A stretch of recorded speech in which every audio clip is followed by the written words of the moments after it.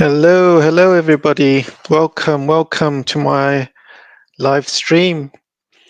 So if you give me a second, I'm just gonna set up Twitter and I'm gonna go live on that at the same time. A live chat.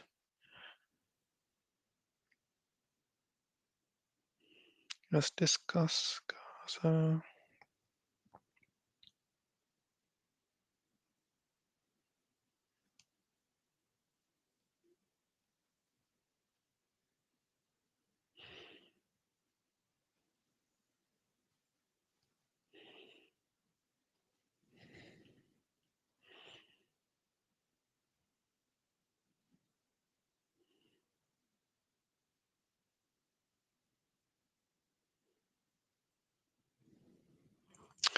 Hello everyone. Welcome. So I've set up my live stream on YouTube and also on Twitter at the same time.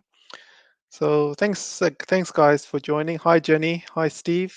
Hi Rakef Wong. Sorry if I got your name wrong.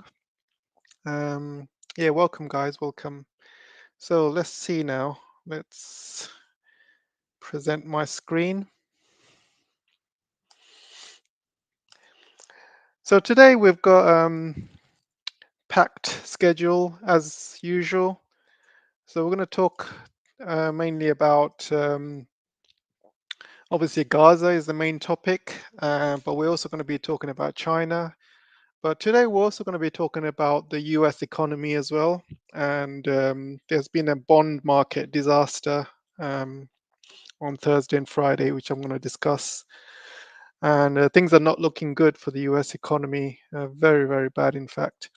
So I'm going to discuss that and possibly an F-35 being down in the Mediterranean as well. And a few other stories. I might touch Iran. We'll see how the timings go.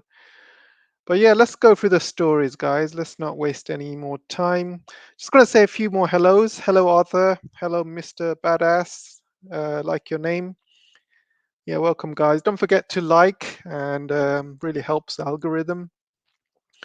And okay, so let's start. So the first one is US is in major trouble. As you can see, they are almost 34 trillion in national debt. And on it grew by over 1 trillion between July 1st and September 30th. It grown by 1 trillion. And this number is growing fast, very fast. And it grew by another 500 billion in October. So this is accelerating, huge acceleration going on. And somebody put a meme there saying, how does a country with trillions of dollars in debt keep giving billions of dollars in financial aid to other countries, namely Ukraine and Israel? So the US Treasury has said they plan to borrow another 1.5 trillion in the next 6 months, but things are not looking good at all. You can see the interest on US debt suddenly went up to 1 trillion for the first time ever. And this is not good. That means they're paying a trillion in interest in debt. And that is more than the GDP of many countries around the world. For example, many small countries around the world don't even make a trillion, as part of the GDP, as part of in the whole year. And the US has to basically pay a trillion in debt payments. And it's absolutely crazy how that sounds. So there's been some further bad news.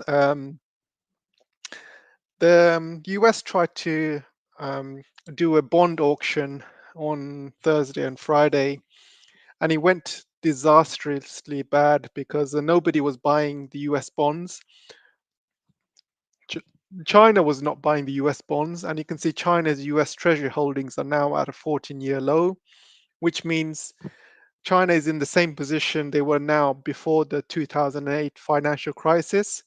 So since 2008, China had bought at least 400 or 500 billion dollars worth of bonds. but they since last year they've basically sold all of that, because they've realized the US dollar is not really worth its paper anymore. So China has gone back beyond the 2008 financial crisis. So a lot of you might say, why doesn't China dump all the bonds? Well, it's not as easy as it sounds. First of all, you need a buyer for those bonds. For example, if you have a car and say you have a flashy car like a Ferrari, you're not going to find a buyer straight away. You need to find a buyer who can afford it. And so we're talking about billions of dollars here. And in today's economy, it's not easy to find these buyers. So China will put it on the market, and whoever wants to buy it, they can buy it. And it's not something they can dump overnight. They can't really dump 800 billion overnight.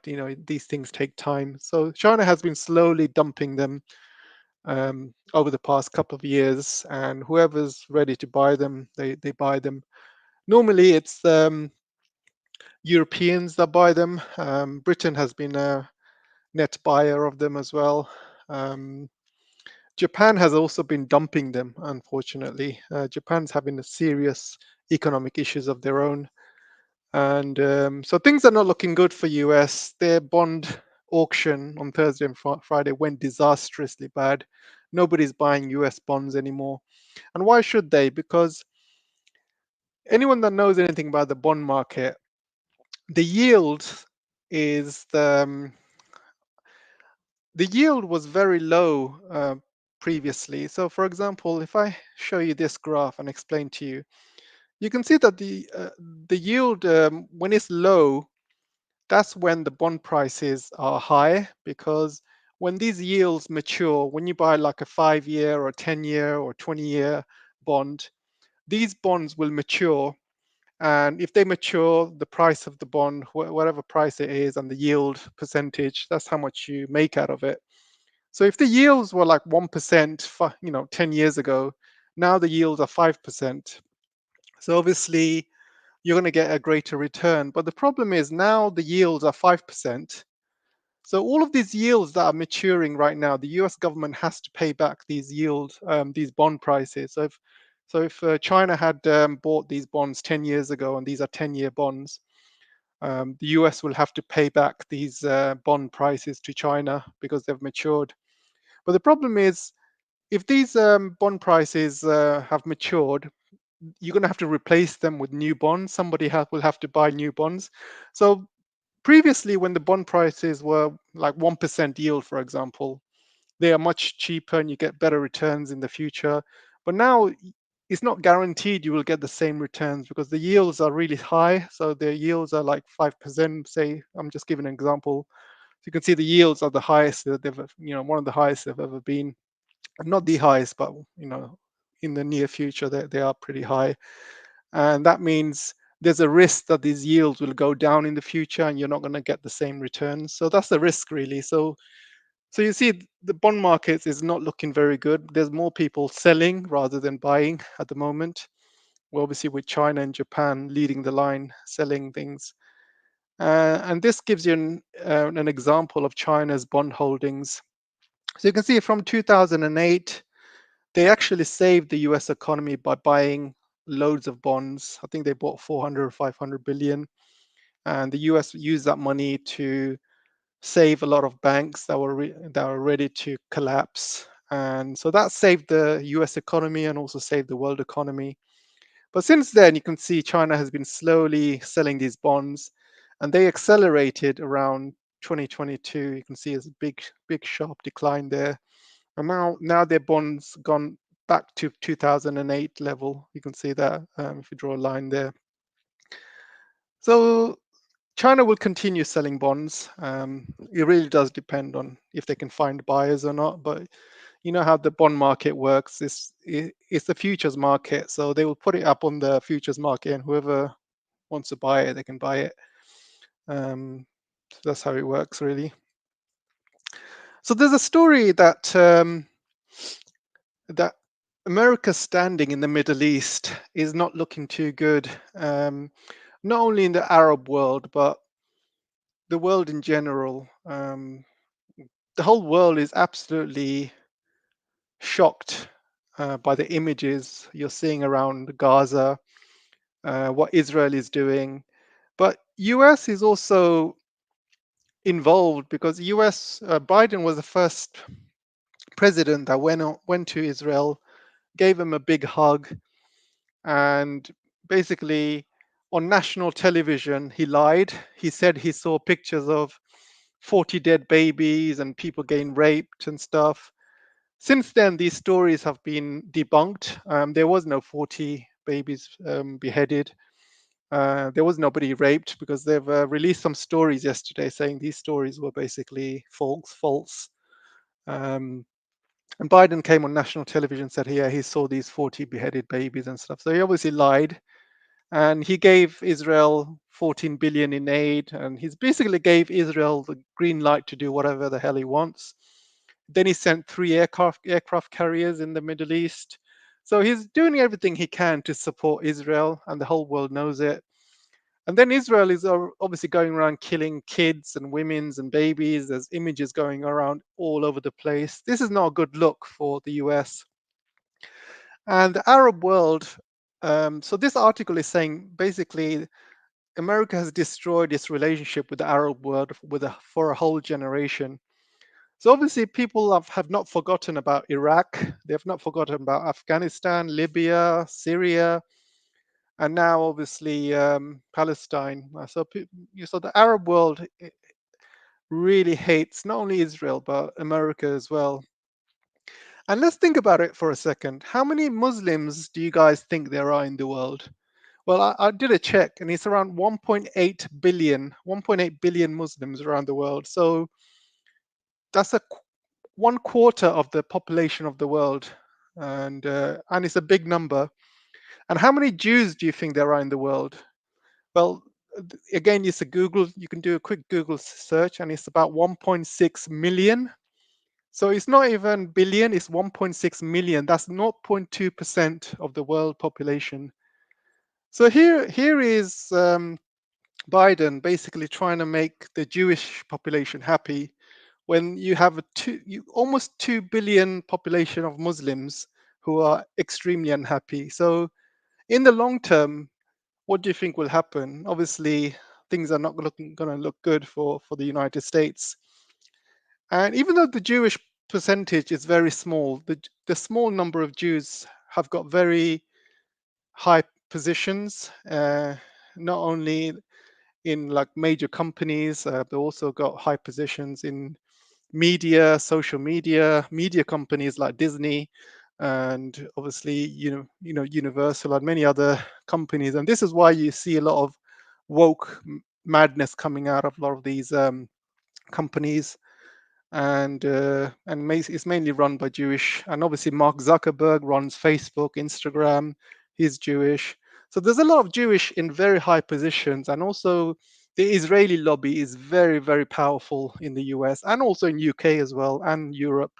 So these Israeli lobbies, they obviously pay the pockets of these politicians to support Israel at every single cost. And this is why you get all the Western politicians completely silent, because they're all in the pockets of the Israeli lobby, including Biden, including Rishi Sunak. And so even though is a small percentage of Jewish population in the world, they are very powerful, and they are in the right positions to dictate how foreign policy goes for Israel. So that's the thing really. So the problem that Biden has is he's lost a lot of respect, and he's lost a lot of leeway in the Middle East, and this has also brought a lot of the countries in the Middle East together. For example, Iran and Saudi Arabia were enemies for years. So this incident has basically brought them together. And today, Prince Salman and the Iranian leader actually met today in some Arab summit. And also that also went disastrously wrong as well, which I'm going to explain in a bit. But the fact is, they are meeting, they are talking about things, and even the Syrian Al-Assad, who everyone rejected for years has also come into the mix as well. So this is all bringing the Arab countries together. And with the rise of China and the rise of Russia, we can see beginnings of a multipolar world coming together in the Middle East. And this is because, give me a second, guys. My laptop's frozen again.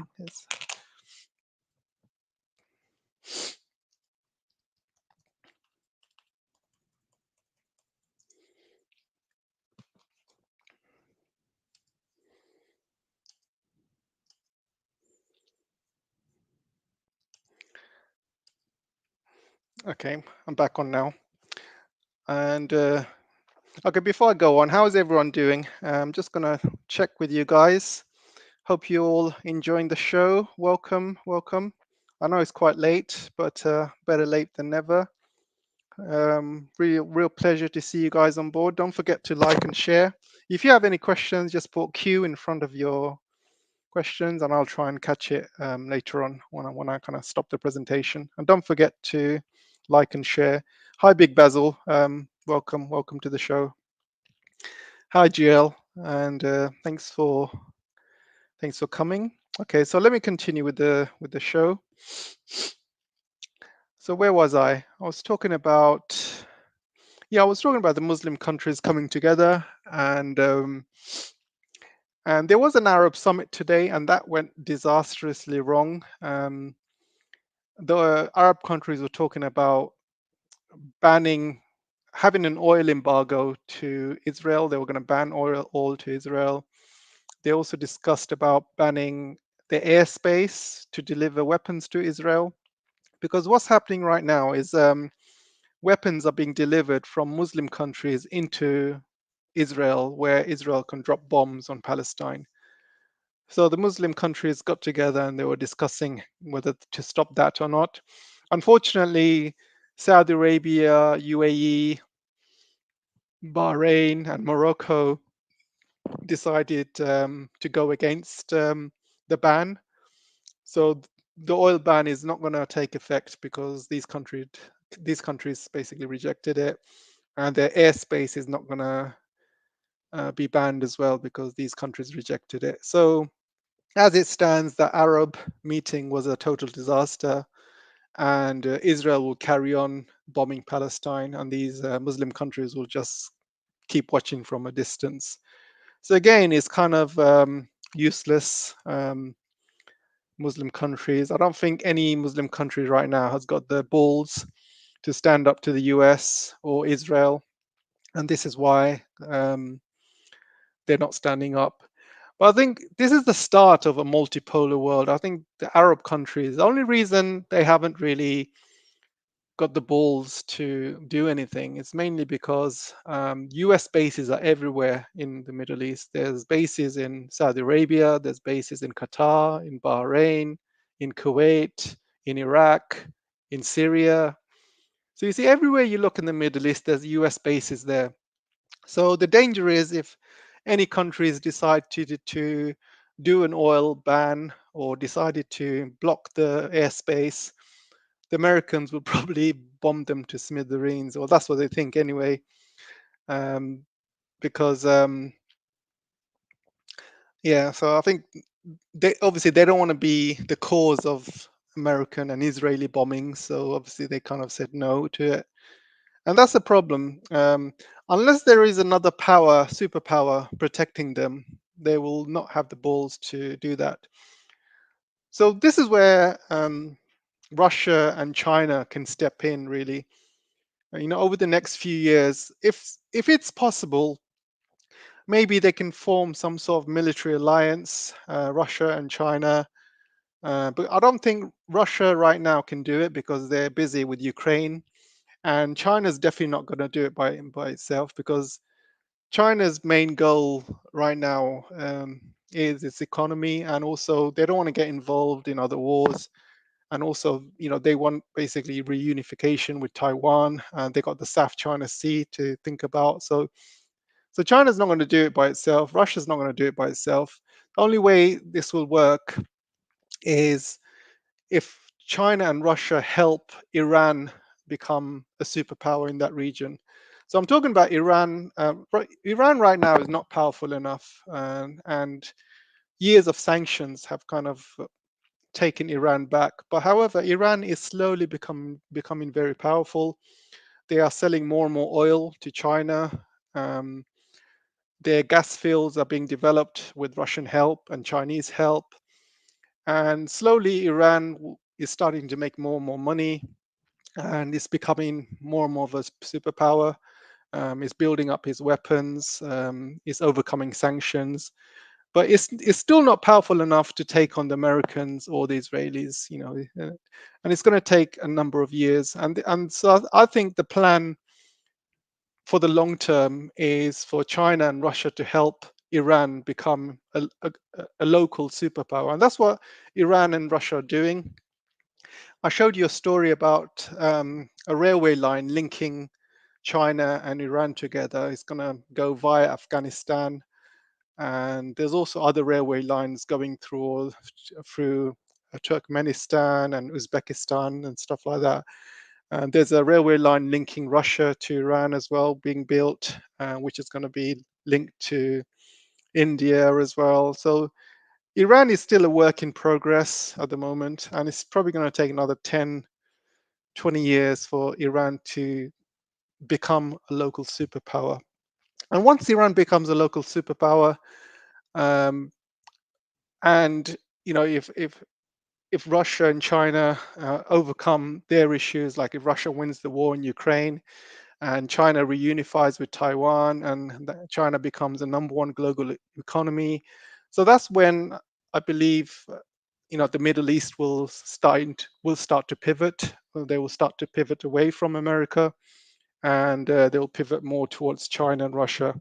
And hopefully by then, maybe sooner, there might be some sort of military alliance between China and Russia, and they can build a joint military base in the Middle East, and slowly these American bases will be gone away. And that's my prediction anyway. And I'm just gonna unlock my.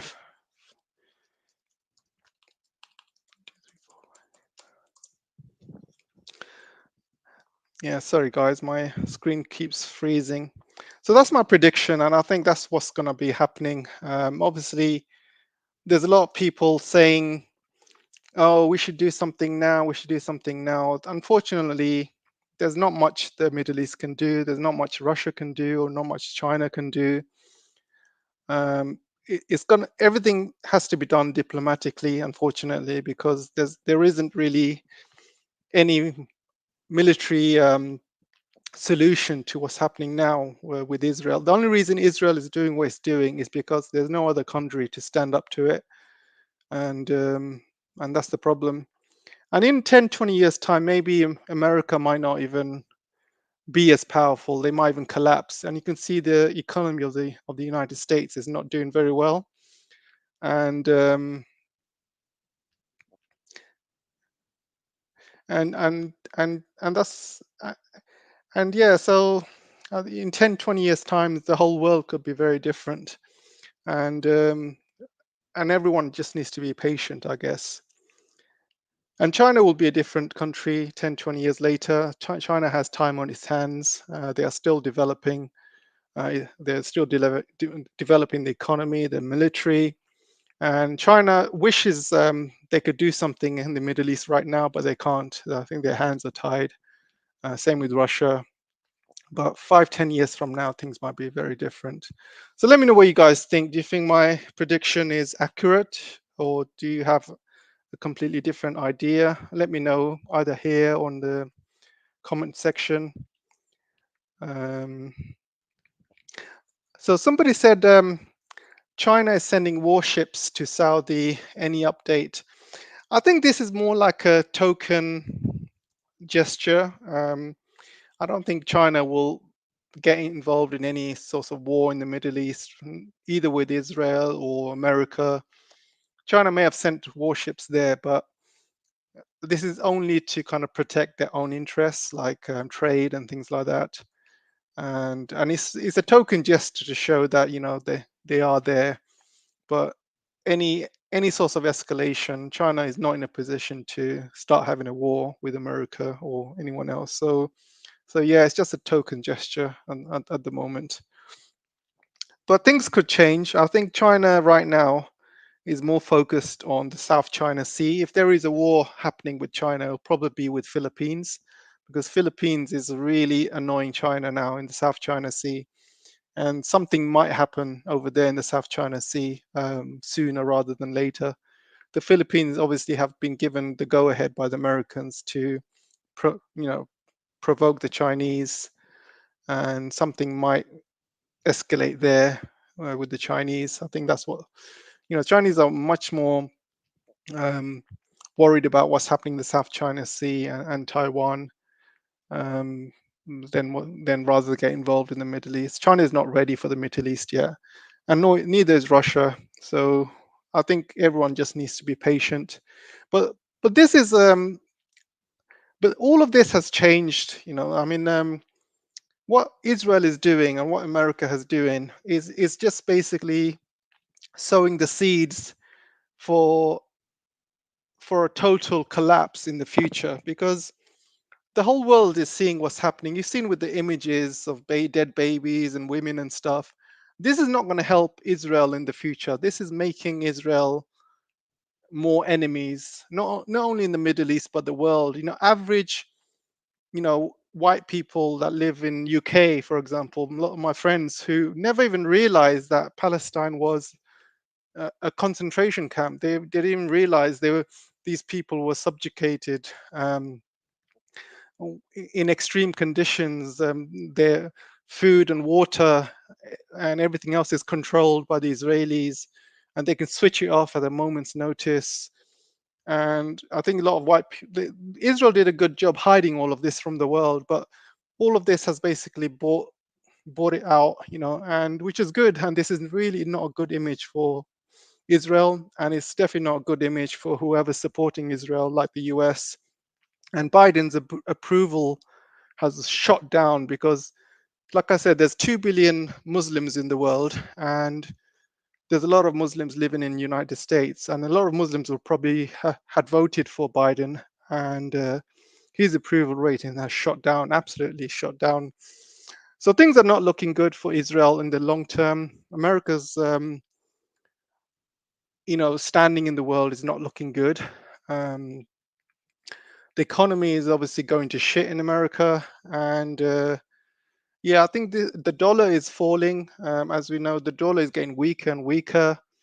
They will have no choice but to print money in the near future. They will have no choice. But the problem with printing money is that inflation is going to go higher, and this is just going to accelerate the collapse of the financial market in the US. And once the US financial market collapses, the next market to collapse will be UK, because they're heavily linked to the United States, and then the EU, and they're also heavily linked to the United States. All the Western countries are just going to collapse one by one, and and Israel will also collapse as well, because Israel depend on funding from United States and Europe, and when that funding stops, Israel will also start to collapse as well.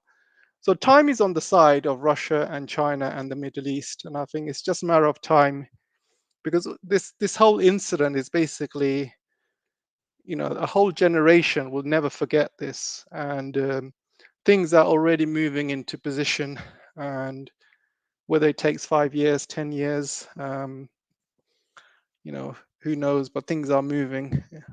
I just wanted to kind of explain that to you guys. So if you guys got any questions for me, let me know.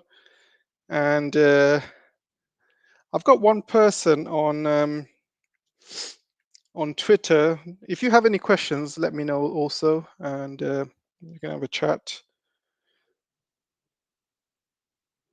And just checking. Oh, somebody's got a question. Do you believe the Israeli flag's depiction of the two blue lines are key to UFA? Um, I'm not sure. I do not know enough about Israel. Sorry.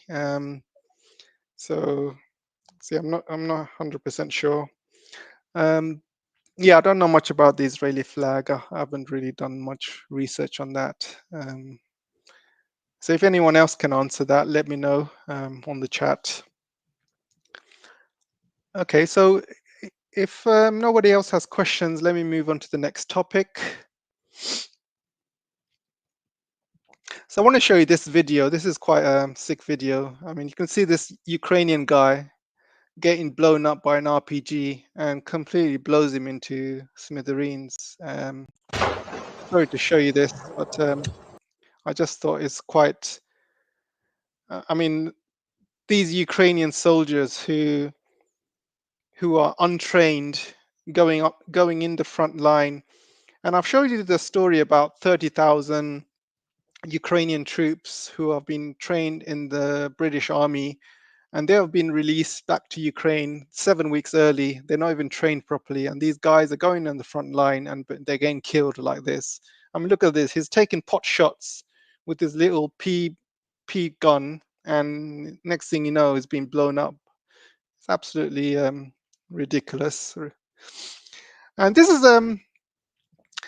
the kind of sick video. I don't want to kind of play it, but I'll try and explain it. I mean, these are Israeli women who are saying that it's okay to kill babies, and it's okay for Israel to kill babies and children and stuff like that. So I just thought these Israeli women are pretty actually psychos.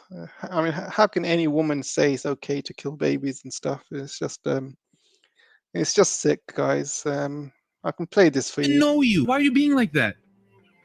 You think it's funny that Israel's bombing innocent lives in Gaza? We your babies, yeah. You think it's funny? Yeah, it's very funny. Are you even human? I'm human, you see, I'm not robot. This baby is a So you can see that's pretty like horrific how these women are just saying it's okay to like kill babies and stuff. So yeah, it's not good, guys. Not good. There's some videos here of some Hamas guys fighting the Israeli soldiers, and you can see they've got RPGs and they're shooting down Israeli tanks. And obviously, it's not showing the Israeli tanks being taken down, but they are being severely damaged. And somebody said that these tanks, for it to be taken down, they need probably at least 10 direct shots from RPGs or something. These RPGs are not as powerful as Stingers or Javelins, for example, but they pack a pretty good punch. And I think 10 of these shots, close range like this, will eventually take down a tank. And yeah, I think Israel has not really released any kind of figures on kind of their dead or injured or what they've lost in Gaza so far, because everything's kind of blocked. All the information is blocked. So I'm sure we'll find out later on. But these videos seem to turn up every single day coming out of Hamas, showing what they're doing. So these fighters obviously fighting with a GoPro camera and to show exactly how they're fighting. So it's a new kind of urban warfare. You would never see that 10, 20 years ago, guerrilla fighters fighting with GoPro cameras and stuff. But now you see it. Yeah, it's kind of crazy. Oh, this is a quite funny video. Oh, yes, this is quite a funny video, guys. I know it's not related to Gaza, but it's a real life Spider-Man trying to catch a thief in a New York underground. I just thought it's really funny. He's trying to pull his pants down. So I know it's not related to Gaza stuff, but it kind of made me laugh. So I just reposted it. Another thing I wanted to kind of talk about is London's protests. And guess what? I was in the protests in London, and I think there was about 1 million people there. And yeah, there was 1 million people there. There was no trouble or anything like that. Everyone was protesting very well. There was hardly any trouble. There was a couple of people trying to cause trouble, and but generally it was quite peaceful. There was almost like 1 million people there. And again, this reminds me of the time in Iraq when the Iraq war was happening. There was almost like 2 million people in the streets of London protesting. It didn't really change the minds of the government at the time. Obviously, as you know, UK's foreign policy is dictated by the United States. So there is these protests, everybody knows these protests are not going to make any difference. But at the end of the day, it does show to the government that there are people who are against, what they're doing. And in the next election, they will make their voices heard in the next election, and they will, basically vote with their pens and vote whoever is out. The problem is there's no real alternatives. Whether you vote for Tories or Labour, they both are controlled by the neocons in the United States, and they will basically do United States bidding, United States foreign policy. So I think a lot of Muslims, what they'll do is probably vote for other, you know, um, other parties or something. I'm not sure, or maybe they're just not going to bother voting. We'll see what happens, but I'm pretty sure there's going to be a very small turnout. But the fact is, so many Muslims around in London. I was surprised how many Muslims turned out. But it wasn't just Muslims on the march. I saw Jewish people there as well. I saw lots of white people, Christians there. I saw a lot of Indians there, a lot of Hindus there as well. So people from all over were basically protesting against what Israel was doing, and it was nice to see for a change. Um, you'll notice that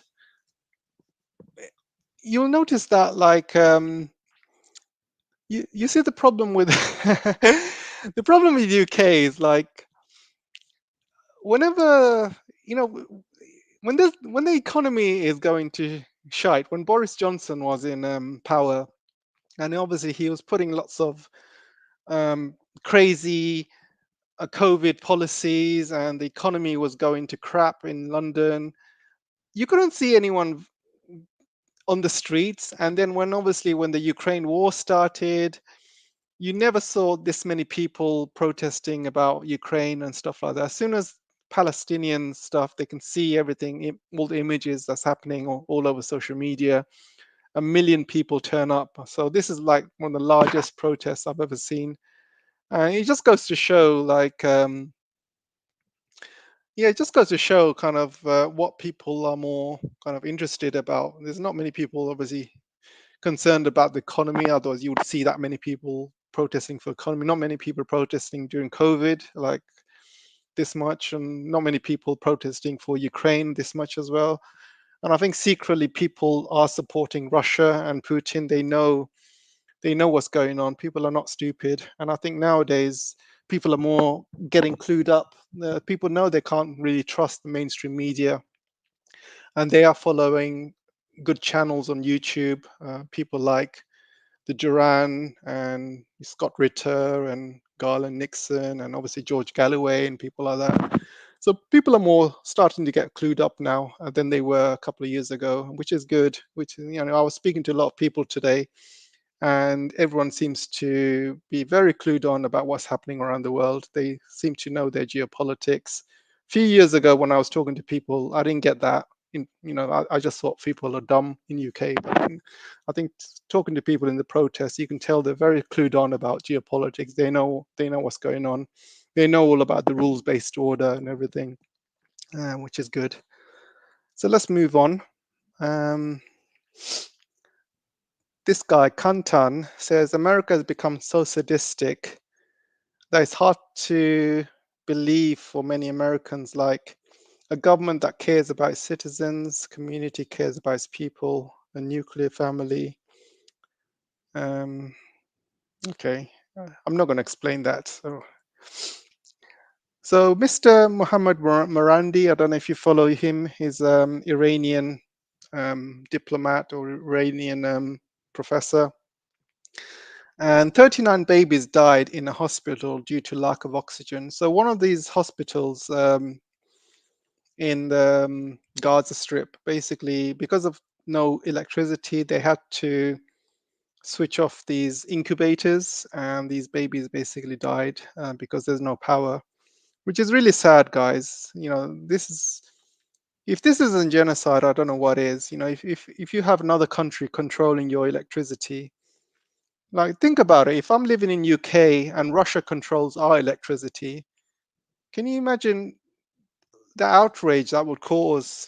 Another country has power over your electricity, and yeah, it's just not very nice when babies dies because of lack of electricity. And it's just I know media would pick this up. This is basically obviously the Iranian paper, but no British or American papers will pick this up, because I remember during the Iraq War they were accusing the Iraqi soldiers of taking babies off incubators and things like that. And you had that Kuwaiti girl who came on Congress to give, like, to give evidence, saying, oh, she saw Iraqi soldiers taking babies off incubators. And obviously that was a start to the war, Iraq War, first Iraq War. And again, this is happening for real this time, because that other one wasn't real. And people are just ignoring it, which is a absolute shame. This is a picture of civilian getting run over by an Israeli tractor. Always, you can see it's quite a sick image.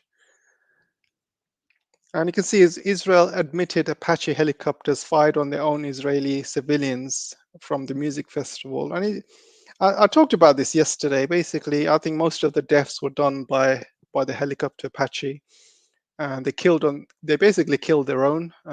They just killed anybody that moved, anyone that ran, and they're obviously blaming Hamas for it. But most of the deaths were done by themselves.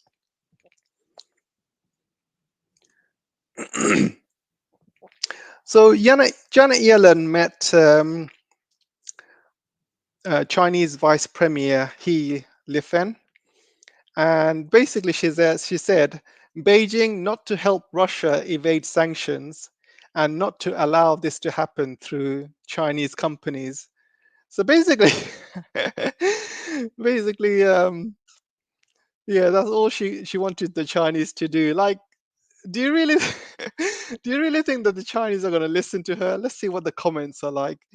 And you can see these comments, people are just laughing their head off. It's like, ha ha ha, Yellen should be a comedian. And she's obviously, these people just laughing their head off. And obviously, Yellen's obviously, she's living in another world. Like, does she really expect that the Chinese are going to stop cooperating with Russia just because she said so?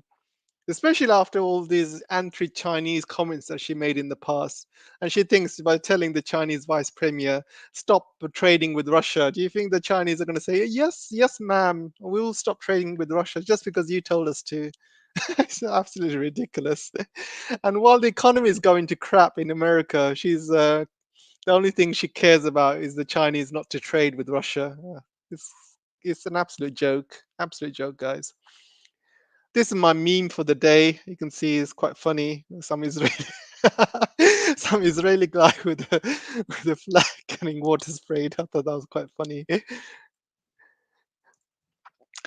The Chinese have basically developed a new engine for submarines, and this engine is going to be ultra silent, and I think this is going to be the next generation of submarines that China builds, which are going to be extremely silent, more silent than the ones America has and ones Russia has.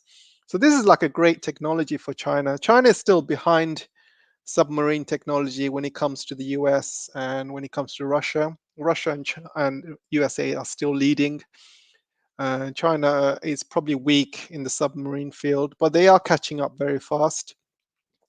Americans subs are still the best. That is still a major issue. If ever America and China ever came to war, I think the American submarines are still a major issue that China will have to deal with. And at the moment, it's going to be very difficult because the Pacific Sea is very deep, and it's going to be very hard to find these subs and destroy them in the Pacific Sea. And it's easy in the South China Sea. Obviously, the South China Sea is much more narrow, and China has found ways they can track and monitor a sub in the South China Sea. And but to track them in the Pacific Sea is going to be very, very hard.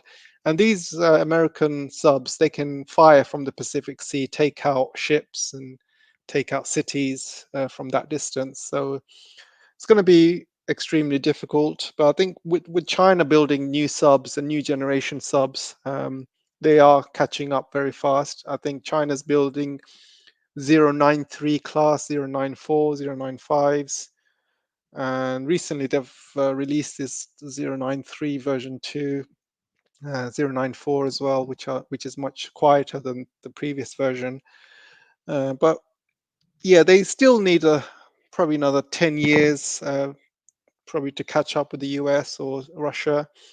And this is why China is not really rushing in a war over Taiwan, because they are not ready in the sub field just yet. There's still a lot of technologies that China will need to catch up with the US.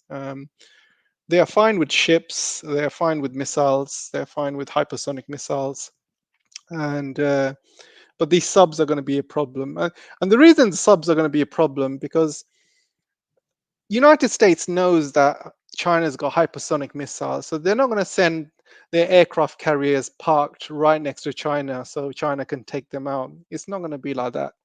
You know, you can, Americans are pretty clever when it comes to war. I mean, these guys have been fighting wars for 200 years or so since. So you can never underestimate the Americans. And I think what the Americans will do is hurt China outside of China, because they know China is very powerful within the South China Sea and within its borders.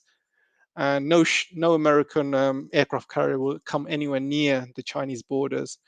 But what China is very weak at is its trade routes, because China really doesn't really have many military bases around the world, which means it's very weak outside of China. So all of these ships that are China is taking on in the Middle East, there's quite a few ships in the Middle East. They are basically sitting ducks. If the Americans wanted to take them out with subs, they could. And so I think China is still a long way behind America when it comes to being a blue water navy. Right now, China is what you call a green water navy. They're very strong within their borders, but outside the borders, they're very weak. And I think America will exploit that. So America will take down Chinese ships, Chinese supplies, oil transport ships, hit them where it hurts. When it hit them like the economy, they will block the Malacca Strait, they will block the Suez Canal.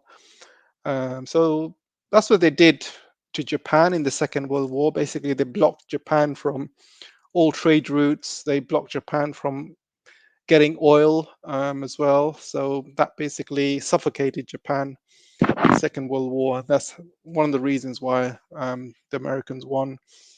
And obviously, the other reason is they dropped those 2 bombs, Hiroshima and Nagasaki. But yeah, Americans are quite clever, so don't underestimate them. If there was a war over Taiwan, China would win easily. However, America will probably turn to dirty tactics and attack China from different ways. They will attack Chinese infrastructure and Chinese trade routes and stuff like that. But I think China building these subs is a way forward. And I think it will take another 10 years or 20 years for China to fully catch up with the American military. I mean, look, American military, how much?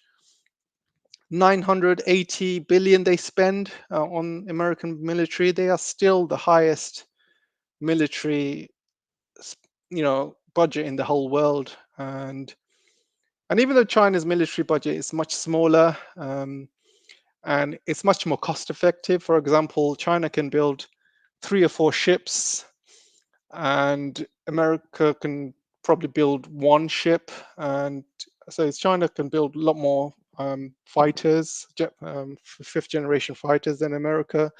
But But yeah, you cannot really discount. You cannot just say that you can beat America over a war, because still America's got way more like nuclear weapons and things like that. It's got around 6,000 nuclear weapons, and it's got delivery systems. It's got these B-2 bombers. It's got obviously all these. It's what you call a Trident system. So they got these B-2 stealth bombers. They got the submarines, which have got nuclear capability, and so it's probably not a good idea to kind of fight with America right now. I think probably better to do things in a diplomatic way. And America right now is very powerful, but time is on China's side. And the only way America can be taken down is if America takes down America itself. And this is what's happening right now. America is imploding. And this is what happened to the Roman Empire. The Roman Empire basically overdone itself. They put too much budget on their military, and they overdid it, and the whole system just collapsed because too much money was going into the military and not enough money into the society, and the whole society just collapsed. Same things happened to America. They're putting too much money in their military and not enough money into their own society, and this is what's happening. The inflation's going up. Debt is spiraling out of control. There's so many people becoming homeless or in poverty.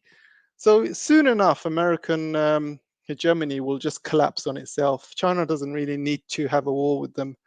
I think American society will just collapse. There's going to be a huge civil war if that happens. Because right now, the dollar's collapsing, and if the dollar collapses, then there's going to be huge amounts of hyperinflation, and there's going to be riots all over America. There's going to be civil wars. It's going to be chaos. China doesn't really need to get involved in any wars with America. You just watch until America just collapses itself. So, any questions, guys? Before I go to the next topic, I'm just going to see if there's any questions. Let's see now. Don't forget to like and share. Oh yeah, we've got like 200 viewers. That's very good. Very good at this time of day. Don't forget, put a Q in front of your question so I can see, because I see so many messages and it's really hard to read each and every one of them. I can catch up later on, but at the moment I won't be able to. So if you've got any questions, just put Q in front of your questions and I can answer it. I've got one person on Twitter. If you want to ask me a question, you're welcome to speak as well. I can see you're a listener, but if you wanted to kind of say something, you're welcome to. And okay, so let's move on. So Huawei is going to be releasing a new phone next year. It's a triple folded phone, the first in the world, and it looks absolutely amazing. It's almost like a phone and an iPad together, and it looks really, really cool. So Huawei is going places, and as you know, the Huawei Mate 60 is a unbelievable phone, one of the best phones on the market. And even though it's got a lower version chip, a 7 nanometer chip, it still performs much better than Apple's 3 nanometer chip, the the latest iPhone 15, and it performs much better than that phone in terms of performance and stuff. So Huawei is definitely going to be going places. I think 2024 is going to be the year of Huawei. They've also got an amazing cloud infrastructure. They are providing cloud services to many Chinese companies. They have EV software in many cars. They have, and they obviously got 5.5G. They got satellite communications, and also 6G will be coming out very soon as well. So Huawei is becoming more and more powerful, and more countries are signing up to Huawei as well. I think most of the Middle East is now signing up to Huawei, and they really do not want to be signing up to American, phones and infrastructure, because they know that they can be eavesdrops, spied on. So if you basically have Huawei in your system, you cannot be spied on by the US, which is great. So let's move on. So this is a bomb. This is a mosque being blown up in Gaza. You can see mosques are being targeted in Gaza, which is not good, guys. I mean, this is just going to enrage the Muslim population even more. And what is this? Oh, this is a funny clip, and it's basically a woman trying to. She's trying to put petrol or gas in a Tesla car, and I said basically, women. Someone needs to tell her it's an electric car. So obviously she doesn't realize it's an electric car. She's trying to put some gas into it. So I thought that was quite funny. Let's move on. So in the UN, you have these. You have the ambassador to UN from the Israeli side, and he was basically blaming the UN people that died. So around 50 to 100 UN workers have died already in Gaza. And he's basically saying it's their fault. He said these UN workers are working for Hamas, and that's why they died. And yeah, and obviously the UN people were not very impressed. WHO. They were not very impressed. The UN kind of contingent, and you can see the UN's faces when this guy is saying. I mean, you can see his face when he accused the UN members of being Hamas and they deserve to die because of it. And you can see obviously the guys at the UN are not very impressed. I don't know how these Israeli ambassadors get away with it. Seriously, they know that they are protected by the US, so they can pretty much do what they will like, right? So this is a post by Barrett. You all know Barrett. And you can see that the people in Taiwan are not very happy with the way US is dealing with countries that it says it supports. For example, US dumped Afghanistan, and now it's very close to dumping Ukraine. And the Taiwanese people are not happy because that's what the US does. They say they're with you all the way, and then when the money runs out, they say, "Oh, sorry, goodbye. Sorry, we can't afford it anymore. Take care. See you later." That's what they do. They kind of dump all of their allies and without a second thought. And this happened in Afghanistan under Biden. Now it's happening under Ukraine under Biden as well. And the same thing could happen to Taiwan. So I think people in Taiwan are realizing they don't want to be used like Afghanistan and Taiwan. And it's an election that's going to be very close, whether the Kuomintang comes into power again or whether it's going to be the DPP party. It can be I think it's going to be, it can go either way, guys. And I hope there is a change of government. So there could be like a peaceful reunification finally, because the Kuomintang have always wanted peaceful reunification with China. And it's the DPP party who actually want independence. But we'll see. I think 2024 is going to be a big year for not just Taiwanese elections, but also US elections as well.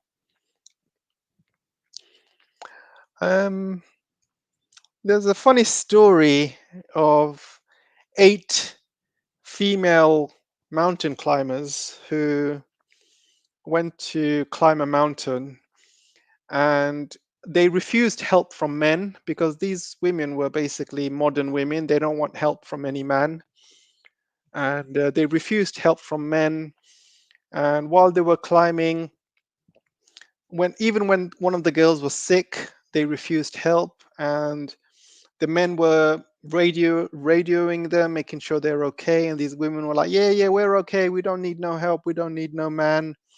And you can see when asked over the radio by a man, how are they doing? They gave excessive answers like, we're fine, even though one of them was sick and dying. They get disorientated in the snow, and all 8 women end up freezing to death. All male search party comes and retrieves their bodies. And it's just modern women for you guys. They just don't want any help from men. They find it disgusting. It's the same way with Hollywood movies. You see all the Marvel movies, Disney movies, these strong, independent women. They need no man to come and save them. And it's just getting a bit ridiculous. I mean, come on. At the end of the day, we're not enemies. Men and women are not enemies. They should be joining together and helping each other grow. And you shouldn't be against, you know, you shouldn't be against each other. You both sexes have advantages and disadvantages, and it's all about finding someone who can complement you. You masculine energy and a feminine energy, and you basically complement each other, and you build a family and stuff like that. So the problem with modern women, they just feel like they totally independent. They don't need any man. Most of them are men haters. Most of them are like feminists, and yeah, it's just not good.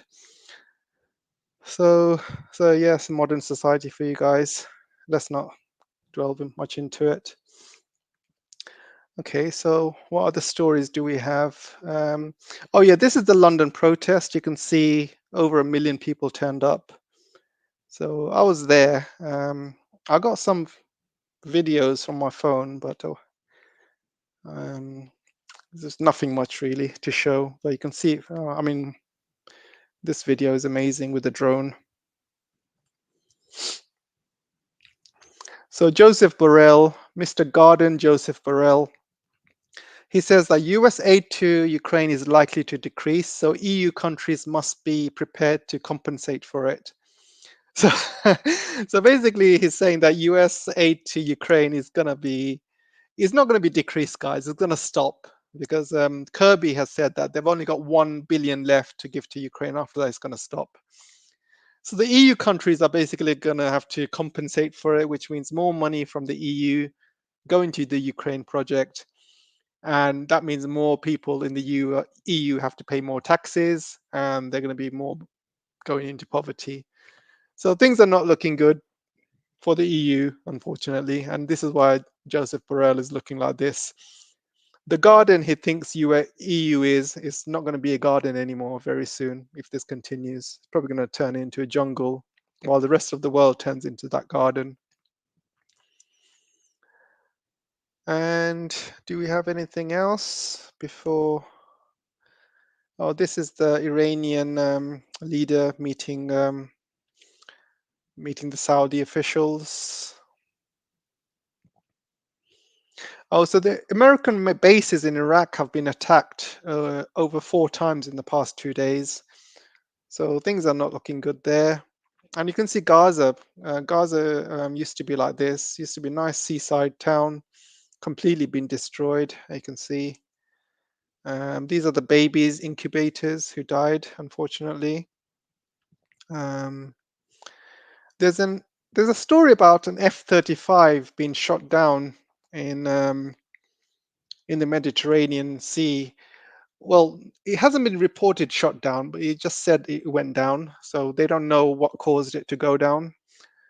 And probably it's more likely to be a malfunction because I don't think Hamas or Hezbollah have got the capacity to take down F-35 jets. So it could be more of malfunction. But these F-35 jets do malfunction a lot. A lot of them have been malfunctioning over the years and breaking down. And so that's probably why. And this is another video I wanted to show. So can you see these Israeli soldiers? They're using a Palestinian guy with the blindfolds as a human shield. Can you see? They're just putting him on the street and using him as a human shield. And they use obviously kids as a human shield as well. So this is basically to stop Palestinians from shooting at their direction using RPGs or anything like that. So obviously this is a war crime, guys, and you don't expect a country like Israel to use human shield, but they do, and it's just sick to see, and the proof is there.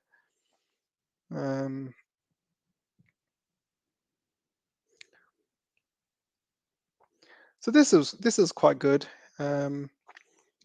So the Hindus are saying that the reasons they like the Jews is because Muslims destroyed temples.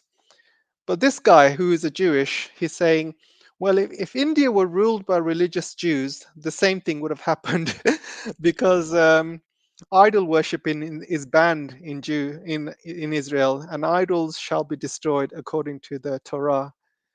So these Indians who are actually licking the bums of Israelis, thinking that Muslims are the enemy, it's not.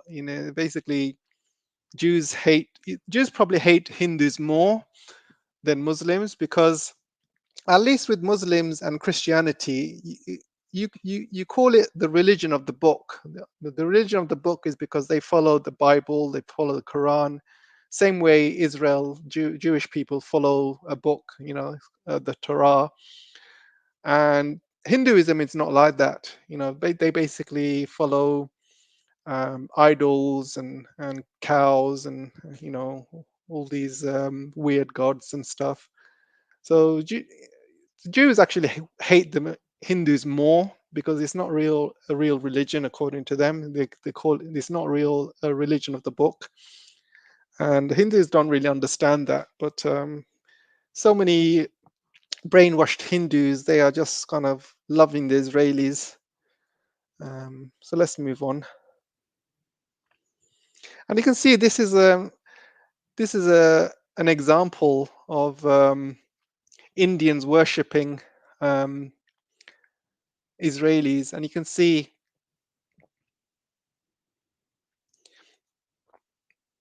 So some guy has said Israel asked India for 100,000 workers immediately to replace Palestinian workers, and this is what a Stand with Israel guy has said. And Stand with Israel is Israeli channel, famous Twitter channel. It's got like millions of subscribers, and this is what he says. Bad news. I have to watch Indians in Israel. These Indians are sexually hungry, uncivilized, dangerous to be on the streets of Israel. The Minister of National Security must reconsider this decision. And there's another Israeli guy saying, "This is actually making me feel sick. I don't want to be seeing brown people and not Jewish people walking around in Israel. Something must be done. This is a Jewish state, not Bangalore." 100,000 is one too many. So you can see how racist these Israelis are against Indians. But the Indians love them for some reason. It's an absolute joke. And if there's any other stories I can tell you, Mersheimer has also spoken about Gaza, and I do agree with him with what he says about Gaza. I agree with him what he says about Ukraine. But I don't agree with him what he says about China. He's got a completely different view about China compared to Ukraine and Gaza. And yeah, I just don't understand why somebody has got one view on one country but a completely different view on another. And this is another picture of you can see human shield there.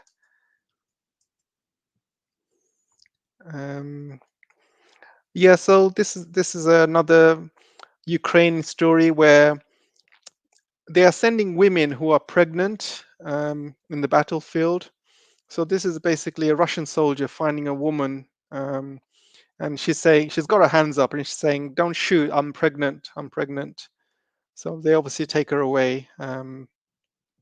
So yeah, these Ukrainians are basically putting pregnant women on the battlefield. And how desperate is that? How desperate do you have to be?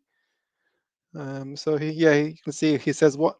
He says, "What are you doing here? Because you're pregnant." And you can see here, she said, "I'm pregnant. What are you doing here, pregnant?" So she says, "I'm abandoned." So it's crazy how they putting pregnant women in the battlefields. Ukraine must be so desperate, absolutely desperate. And this is another Indian saying, so some Israeli guy saying, I've been drafted to serve in the Israeli army. But some Indian guy says, "Do not worry, sir. You fight without any tension. I will take good care of your wife when you're gone." Oh, these Indians are, proper starving, aren't they? They're proper thirsty for Israeli women. So Macron has basically become the first European leader brave enough to say he wants a ceasefire. So it's too late, guys. It's too late because he was licking the boots of Netanyahu in the first week. Now he's basically talking about ceasefire. Too little, too late, Mr. Macron. And that's it, guys. I think that's enough stories for today. Hope you enjoyed it. Do you have any questions for me? Let me know.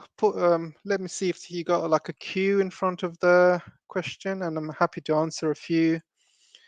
So I've got one person saying Ukrainian soldier age 56 plus. Yeah, it looks that way. Looks like all the youngsters are dying or dead, and they are basically hiring old people. They're hiring women.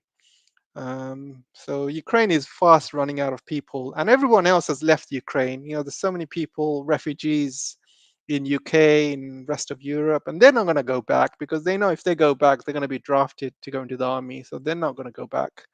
And the women are going to get married to Europeans. They're not going to go back to Ukraine. They're going to stay in Europe, raise families in Europe, find European men to get married to, and raise families there. They're not going to go back. So I got a question here. How long after Xi Biden meeting will Biden call dictator again? That's a good question.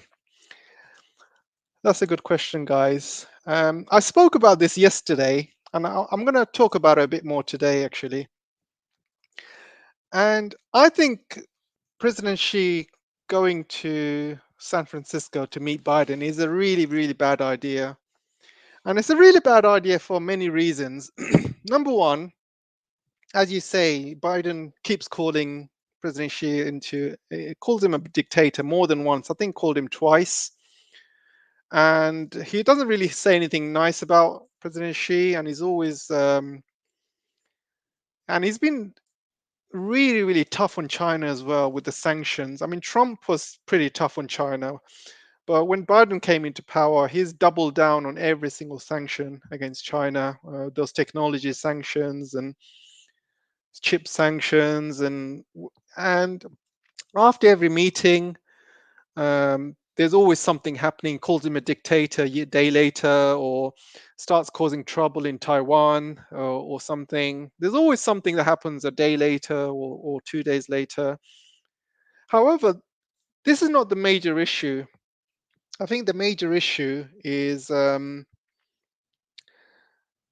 think the major issue is the Middle East, because China has to be very, very careful right now how it conducts itself around the world, because right now the world is watching what Israel is doing, and Israel is obviously killing kids and women, and Biden has supported this. Biden is basically given Israel the green light. So the world is right now, the world is completely against what Netanyahu and Israelis are doing, and they're also completely against what Biden is doing and what United States is doing. So I think it's an absolutely wrong time for President Xi to meet Biden, because of this situation, because Middle East tensions are absolutely growing. And for President Xi to meet Biden face to face, and if there's pictures of them smiling and shaking hands, it's almost like President Xi is shaking hands with the devil, because right now Biden needs to see President Xi more than President Xi needs to see Biden, because Biden needs this meeting for public relations, and they can say, "Oh, look, China has come to America. Um, they basically came to us. We didn't have to go to them." And they'll probably make fun out of President Xi, or make fun out of China. There's going to be protests in San Francisco. There's already protests already by a couple of people putting up free Tibet and free Xinjiang and things like that. So I just think it's a really bad time for President Xi to meet Biden. If this war in the Middle East didn't happen, I would say, yeah, meet him, talk about economics. But right now, I think President Xi right now needs to be very careful he doesn't shake hands with the devil and the whole world suddenly doesn't trust China, because right now China is the leader of the multipolar world alongside Russia, and China needs to stay far away from what's happening in the Middle East as possible, and they have to stay impartial. For example, China's not going to go to Israel and meet Netanyahu, right? That's going to give a completely bad message to the rest of the world. Same way, they really shouldn't meet Biden. Again, that's going to give a bad message for the rest of the multipolar world. So I just think it's a really bad idea, this whole trip. I think President Xi should have just done that meeting um, through like telecommunications or something. But I understand it's all down to economics. I understand that, but yeah, I just don't think it's worth the trouble it's going to cause, really. Plus, there's a safety aspect to it as well. As you know, with Meng, Meng Wanzhou, when she went to Canada, she got held in Canada. And obviously, the same thing's not going to be happening to President Xi, but there are still safety concerns there, because there was a story that I think a few weeks ago, or was it last week, some car tried to drive into a Chinese consulate's car or something. There was a major security scare against the Chinese consulate or Chinese ambassador or something. I read last week, or was it 2 weeks ago? So something similar, if that happens against President Xi, that's not going to be very good. So yeah, there's so many reasons not to go. So I'm not sure why President Xi agreed to this, to be honest. And he did agree to it last minute. Yeah, he did agree to it last minute. So yeah, I just don't agree to it. Let me know what you guys think. Do you think it's a good idea? Do you think it's not? It'd be good to know your thoughts as well. So okay, so let's see this question. AJ, can you talk about crime in London? How much has robbery, rape, murder, burglary increased? Which London neighborhoods are wealthy and safe, and which places are dangerous, poor? Yeah, so I mean, I live in London, and well, kind of live in London. I'm between London and Manchester, and yeah, I can tell you that yeah, definitely crime has increased. Not much rape, but definitely robbery, um, burglary, murder. Yes, they have increased in London, and it's happening a lot more. For example, um, yeah, for example, over the last 3 months, I've been held by knife point on 3 separate occasions. Because my mom actually lives in quite a rough area, and she doesn't want to move out of the area because she likes that area, and obviously all her friends are there, and she doesn't want to move out. So every time I go visit my mum, there's always something going on. So 3 separate occasions over the last 3 months or so, somebody held a knife towards me, and I've never had that before in the last ever since all these years I've been living in London. So the last 3 months I've been, obviously it's getting worse, and only reason that I didn't get knifed is because I don't carry any cash with me. I don't carry any like any valuables. I don't wear any expensive watches or anything like that. I try and dress down. I try not to look rich or anything like that. So I'll wear my worst clothes I possibly can, look as poor as possible. So these guys are holding knives. I just tell them straight, look, I've got no money. I'm poor as you. So you can stab me if you want, but you're not going to get anything because, I mean, I show them my empty pockets. I've got nothing. And these guys usually just walk away after that. They think, oh, there's no point stabbing him because he's poor like us, so I'm not going to get any benefit from. Let's find someone rich. So that's the only thing that kind of protects me. I just make sure I don't carry any cash with me. Make sure I don't carry anything valuable around with me in London. And yeah, it seems to be happening a lot more. And I think a lot of women are getting attacked as well. A lot of them are getting their handbags stolen and stuff like that. So it is getting worse in London, unfortunately. But yeah, I think it's going to get worse in 2024. 2024 is going to be when London's going to be in recession officially. 100% sure it's going to be recession in London. And I think a lot more people will be getting desperate. Obviously, inflation is going up. So the prices are going up, and people can afford food less and less. And so things are going to get very, very desperate in London in 2024. I mean, things are desperate now, but it's going to get much worse. So hopefully that answers your question. The neighborhoods which are wealthy are mainly in west of London, things like Chelsea, Knightsbridge, Park Lane. But problem is those wealthy areas are probably the most dangerous because you have all the robberies and you know burglaries happening in these areas because they know people are rich over there, so most of them go there to rob people. So nowhere is really safe in London, to be honest. So I wouldn't say London is safe at all. I don't think it's safe for anyone to walk around at night. You'll definitely get robbed, something. And yeah, so yeah, wealthy neighborhoods are not safe. Obviously, you're probably better off living in a poor area. But yeah, just act. Basically, you have to act poor like everyone else. If you're in a poor area, we're walking around with gold watches and stuff, you're just asking to be robbed. So that's it. Hopefully that answers your question. Any other questions, guys?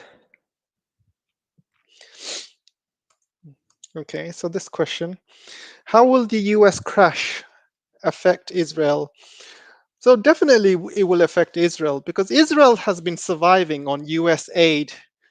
I think US has been providing them with 400 billion since Israel was created, and Europeans have been giving money to Israel. The British have been giving money to Israel. So all the Western countries have been giving money to Israel, and this is why Israel is so powerful. They've obviously been taking a lot of financial aid from these Western countries. Plus, they've got a pretty good economy themselves. So they've been making a lot of money over the years. However, if the US crash happens and Europeans crash not far behind, that means money to Israel is going to be limited. And then this war that Israel is doing is obviously costing them a lot of money. They are losing a lot of tanks, people. The economy is becoming busted because there's no tourist money right now in Israel, and nobody's going to Israel to spend money because Israel's in war. So there's no obviously tourism money.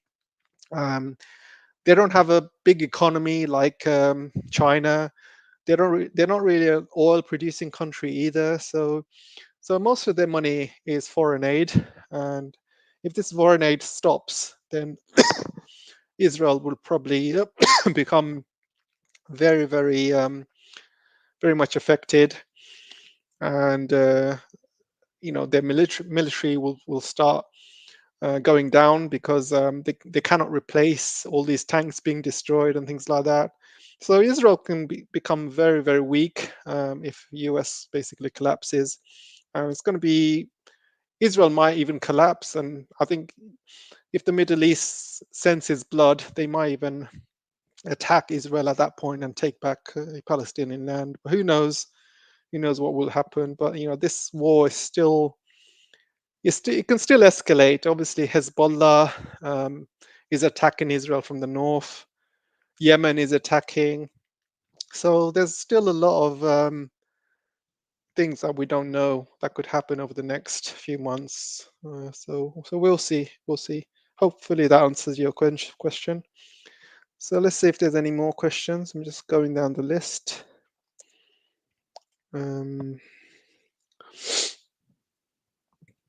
She is like Erdogan. He is two-faced. Okay. Why is China still trading with Israel and sending IDF supplies.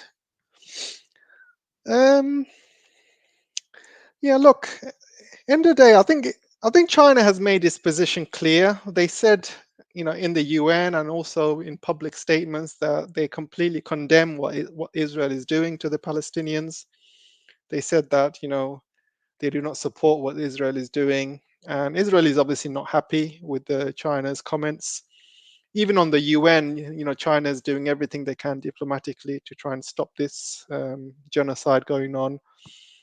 So diplomatically, they are trying to stop what they can, but there hasn't been any obviously you're right. There hasn't been any embargo or anything like that against Israel, but that could still come. I think the Chinese love to trade. That's the thing. Chinese will trade with you. Chinese love to trade, and there has to be a very, very good reason for China not to trade with Israel. And so, I mean, things can change very quickly in this situation. I think Israel and China are not friends at the moment because Israel has been accusing China of genocide themselves. They signed this declaration, China's doing genocide against the Uyghur Muslims, and Israel has been supporting that for years. So China and Israel have not been getting along recently, and so they are trading partners, but they're not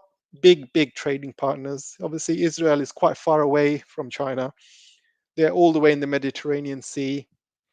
Israel trades more with Europe and America. Um, so I don't know really. I think China's made it clear what they want, and you're right. Erdogan is the same. He's saying the things that what Israel is doing is genocide and stuff, but privately they are still trading with Israel. They are sending oil and gas to Israel, and you're 100% right. But I think yeah, this is geopolitics, mate. End of the day, as a country, you know, you got to follow geopolitics, and you got to be able to trade with other countries, and that's going to happen whether you like it or not, unless there's a massive reason not to. Um, so, but things could change very quickly. Who knows? I think China is doing the right thing. They're trying to do things diplomatically. They don't want to do a unilateral sanctions against Israel, because that's what America does. China is trying to do it in the right way through the UN. So it's not going to be just China doing it. They obviously want the rest of the world to kind of follow. So they're going about it diplomatically. They're going via the UN, and which I think is the right thing to do at the moment. So we'll see what happens anyway. So let's see what other questions there is. Any other questions, guys? Can't see any. Oh, there's one question here. Is London safe for tourists now, AJ? No, not really, mate.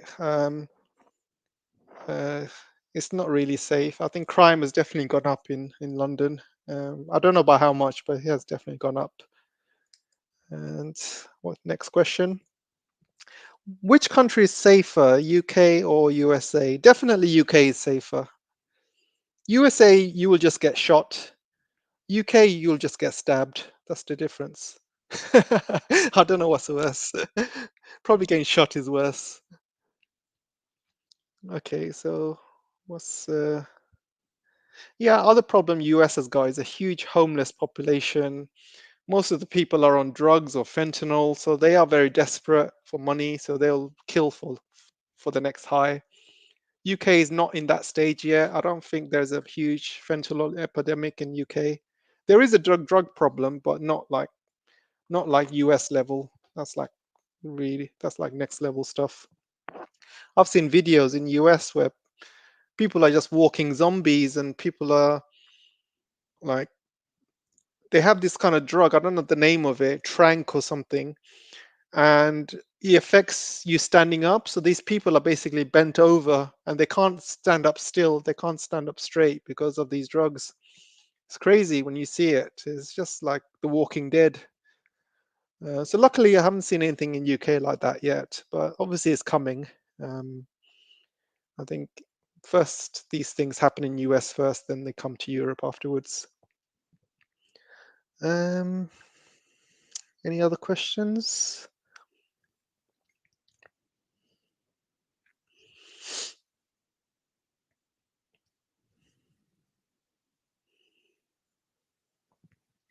So Ursula says, Uyghur Muslim genocide is one of the biggest PR lies in modern time. I have ignorance co-workers who still believe it because they follow mainstream media.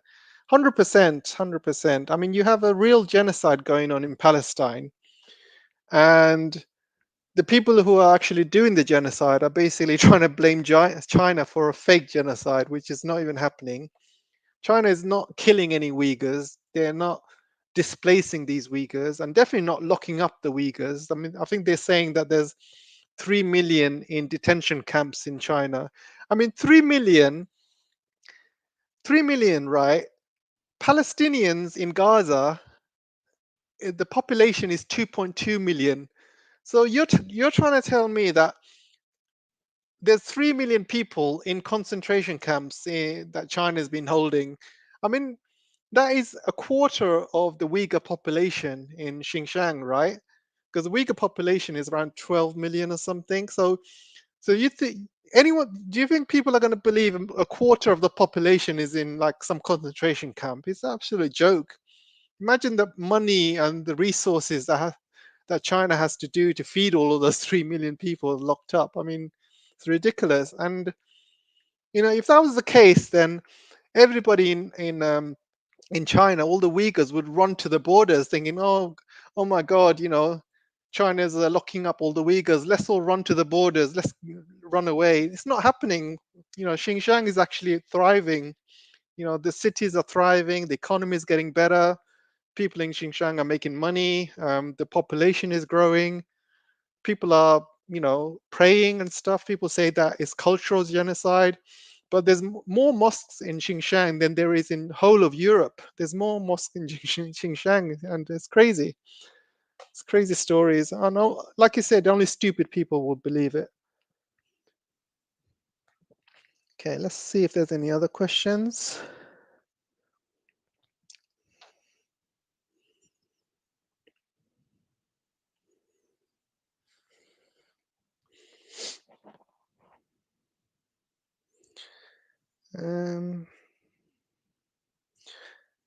I've got 2 more questions to go, so I'm just gonna choose 2 more questions, and we'll see.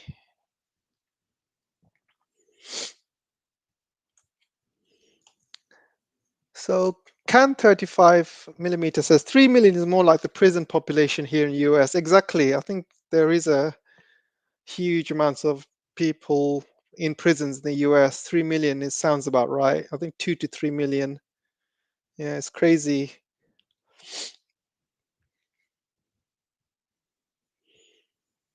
Okay, I've got a question here. What would happen if the global inflation were to worsen beyond the current state? Well, obviously, as inflation goes up, people have less money, because if the cost of food goes up, cost of rent goes up, your salary doesn't catch up with it, then obviously more and more people will go into poverty. People will be more desperate. People will go stealing stuff or going out rioting or doing other crime to make money. So there will be a huge global epidemic of crime if inflation keeps going up. But yes, it's not going to be good. I can tell you that now. So yeah, I can't wait for the day, to be honest. I'm just being sarcastic, but I think that there's going to be huge amounts of riots and stuff if we get to that stage all over the world. So let's not hope we get there, but I think we will. Next question. This is the last question, guys, because I have to go. It's midnight now. So are Western tech sanctions on China a way to get China to make tech goods like chips. GPU cheaper for Rus. The West can buy it cheaper, hence lower the inflation. I don't think the Western I don't think that these Western sanctions on China are to benefit the West. I think they're doing it to destroy Chinese economy. I don't think the Western leaders think that far. Um, all of these tech sanctions are only to destroy China and to slow down China's progress. They're not thinking about inflation or buying anything cheaper from China. I don't believe that. Obviously, it hasn't worked because China's chip production is going up every single year. Next year is going to be probably China's year, 2024, because a lot of companies in China, chip companies, are going to be maturing. A lot of these factories are going to be coming online.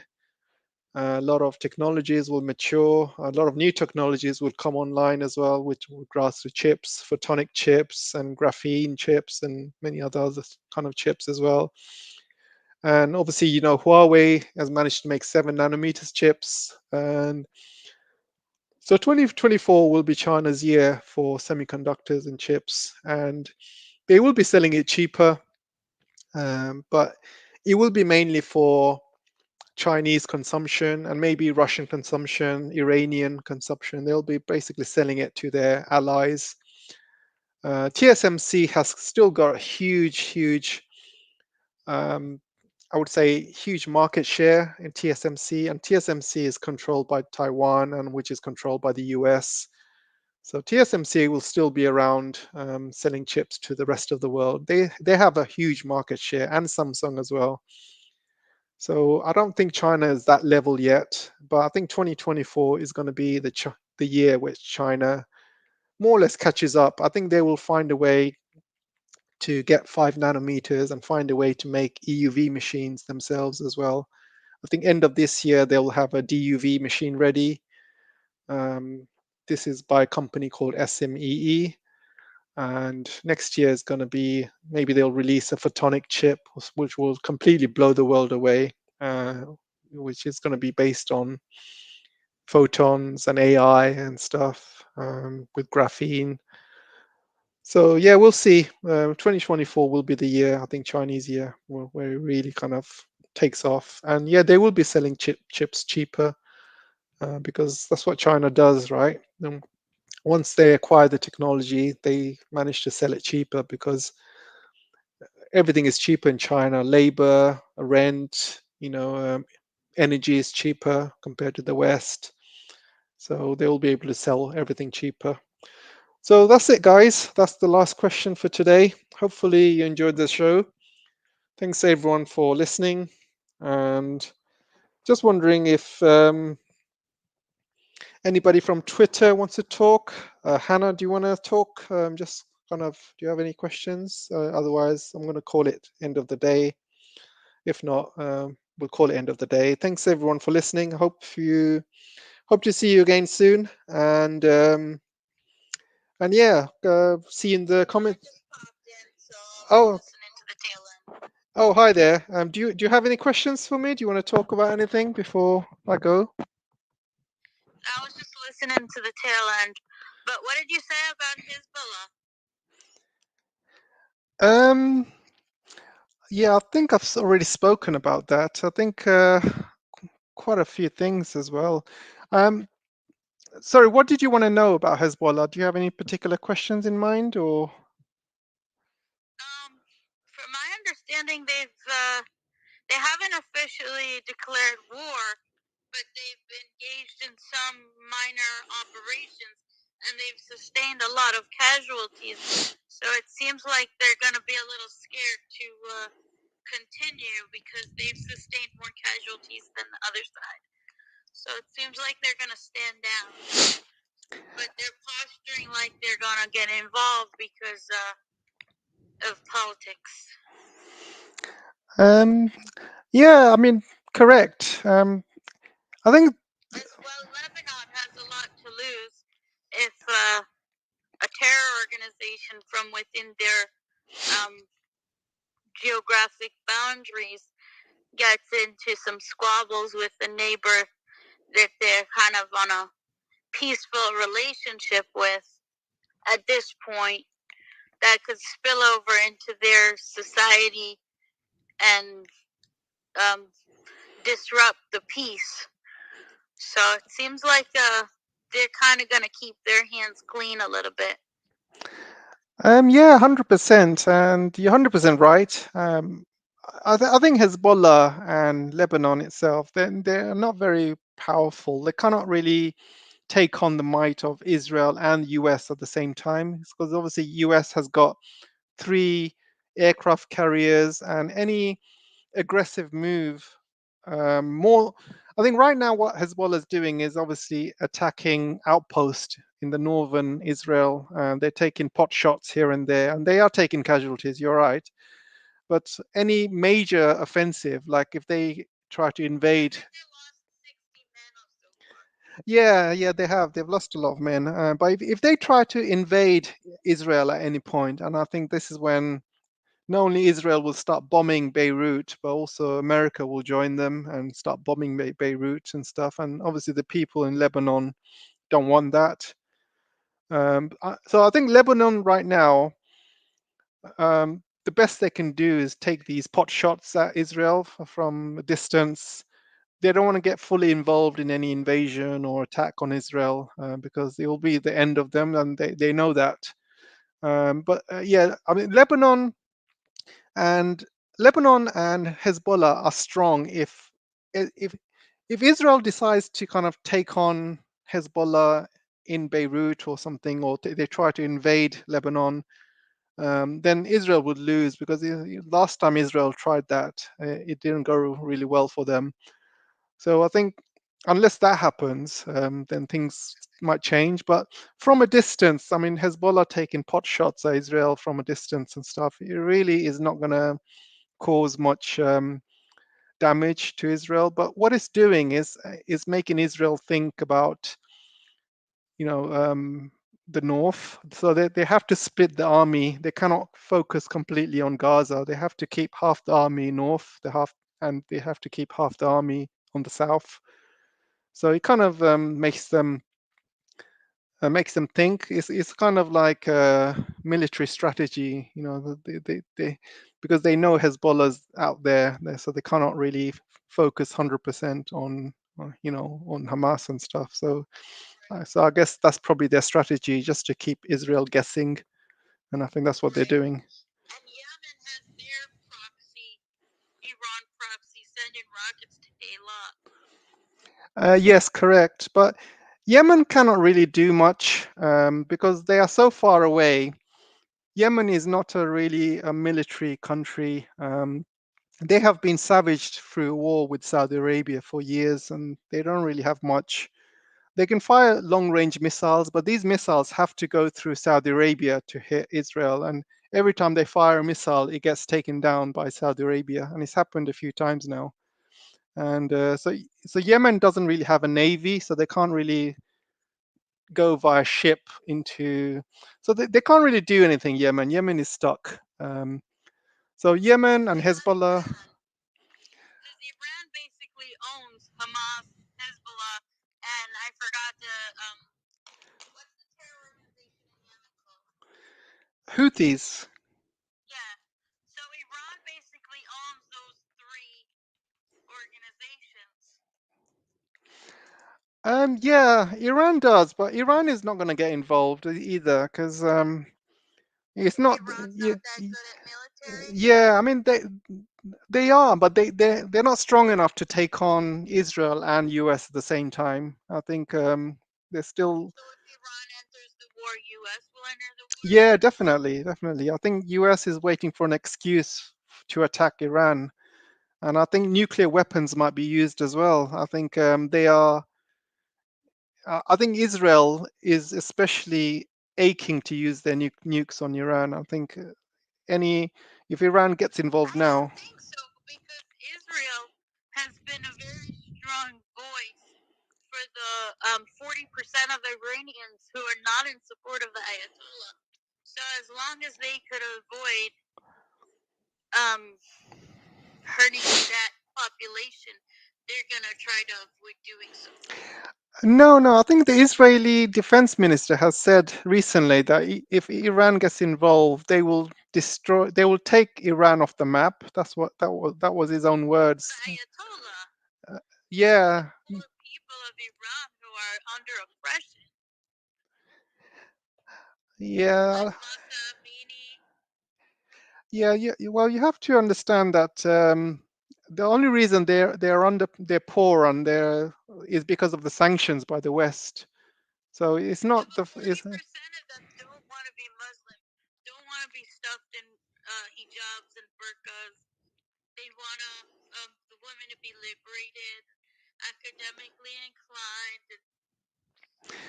I'm not sure if that's the case, to be honest, because I've actually visited Iran. I think most people like their life as it is. I think Iranian people, they're very, yeah, you have some modern people in Iran, but there's a lot of modern people who actually do what they want. There's a lot of women walking around without hijabs. They don't get stopped. I think this is the Masa Amini get yeah. murdered? Oh well, that's a different story. I think that that is an exaggeration. That's been proven to be false. I think she basically went to the police station and she had issues and she actually collapsed in the police station and there's videos to show that. And nobody beat her up or anything like that. I think that was just a story that was released to basically cause Iranians to kind of protest and stuff like that. They do these things now and then to kind of push propaganda through. And you do have a lot of Iranian groups who are Western, and these people obviously took full advantage. But the story has since. Before the Ayatollah, Tehran used to be Paris of the East. Yeah, in the 70s, right? Yeah, you're right. And Yeah, now that yeah, culture but you have to has understand, retreated. yeah, you have to understand that even though they were the Paris of the East, they were very much puppets of the West. You know, they were basically they sold off Iranian oil to all Western countries, and they were selling natural resources to the Americans. And this is why the Islamic Revolution happened, because all of the Iranians' natural wealth was going to the West, and the government was completely corrupt. And this is why the Islamic Revolution took down um, the Shah at the time. Yeah, the Shah, and most of the people actually supported it. I mean, if you look at if you speak to most Iranian people actually support it because they know that most of their wealth was being stolen by the Shah and given to Western companies. So so the Iranians have actually taken back control. The Iranians are actually one of the few countries in the world who have got I heard the IDF said if more Iran proxies enter the war, they might have to declare war on Iran, and Iran's not as strong as the IDF. They would take Iran out. yeah, if Iran gets involved, yeah, definitely. I think there is a big danger of the war kind of going into Iran, and I don't think Iran is ready for a war with America and Israel at this time. I think that they've still got a long way to go. But Iran will. I heard that Israel has successfully divided North and South Gaza, and they're focusing on relief and humanitarian work for South Gaza and their military work in North Gaza, and they're trying as much as they can to move the civilians out of North Gaza so less are fall casualty, and they're also bringing military level hospital ships from their NATO allies to the shore banks of South Gaza so they could treat the injured and the ill. Yeah, they say that, but the reality, when you see the images and stuff, the reality doesn't really match what they say. I mean, I've seen images and stories about. You don't think they're bringing in a warship, a hospital ship? No, they are, but nobody's allowed to go to them. I think basically people are being bombed on the south of Gaza as well. And there's lots of proof on Twitter. Basically, people are being bombed on the border. Gaza's being bombed. Yeah, the northern part is being bombed, the southern part's being bombed. People have nowhere to go. They've got like So the IDF said they're done bombing the south because they've successfully yeah, divided but you the north can't from believe the what the south. IDF says. The IDF says a lot of things, but end of the day, there's 1.5 million people who have been displaced. They've got nowhere to go. They've got no roof over their heads. They've got no food. They've got no water. They've got no electricity. So where do you expect them to go? They can't go to Egypt because that border is blocked. So even if they go to the south, where are they going to sleep? Where are they going to stay? Where are they going to go to the toilet? There's nowhere to go, right? You got 1.5 million people who are displaced.